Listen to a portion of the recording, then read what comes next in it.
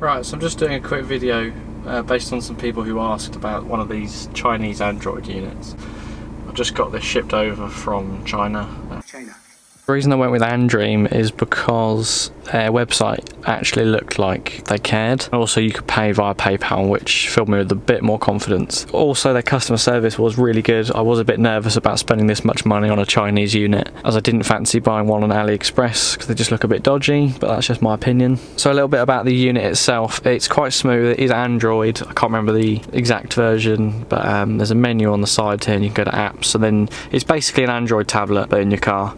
I've got Google Maps installed. There is actually software for other navigation. There is a GPS supplied with this unit that goes in the back of the dash. Well, you can run it anywhere, but I've left it in the dash to keep it neat, and it does seem to work. You can see I've also downloaded YouTube just there for when I'm bored, when I'm stationary, obviously when I get to where I'm going. There's also a file explorer. I don't know what that ADAS software is, but there's Google Maps, the Play Store settings, which takes you through to the normal Android settings.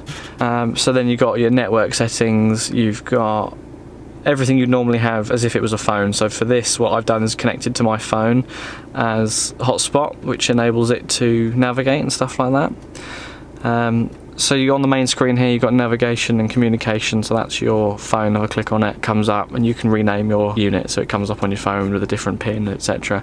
You go on the side here and you can play music from your phone.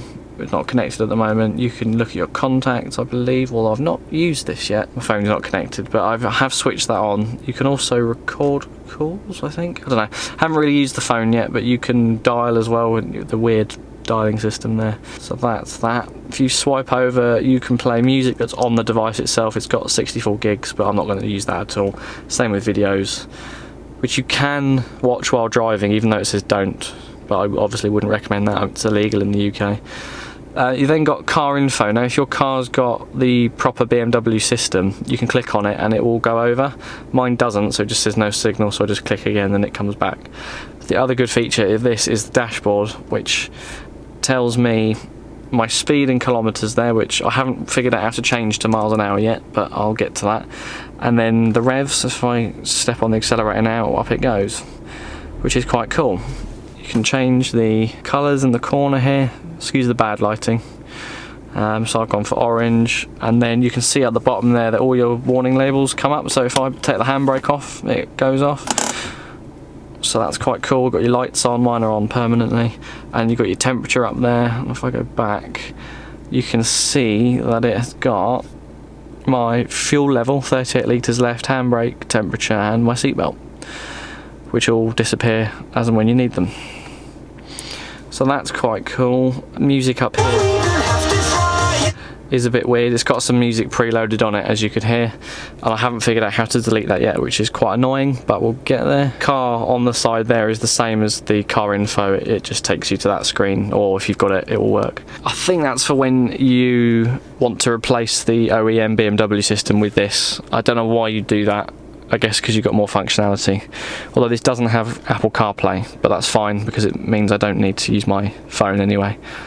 The other thing this does do, if I go back to music, turn it down a bit, if I look on the steering wheel, you can actually change the song. This works on the iPhone as well, or if you have your phone connected, you can change songs, which is cool. That was one of the main reasons I wanted this, was to be able to retain the functions of my steering wheel. I forgot to show you is it retains all of the parking sensors because they go through the radio for some reason. Everything's interconnected with BMWs. So when you press that, that comes up on the screen. And it says no signal at the moment because I've got no reverse camera. But it gives you a handy little display like that, which is super cool. It's a nice extra feature to have. And obviously it's going nuts at the moment. But that also does work in reverse. So if I go into reverse, and now it comes up, and then out of reverse, although I'm going to have to press the button here because I haven't moved. So when you move, you go like 14 miles an hour and it comes off, which is quite handy. That's pretty much it, I believe. It's got Bluetooth and everything that you can see up there. It's a pretty good unit, to be fair, and it was quite easy to install. It's not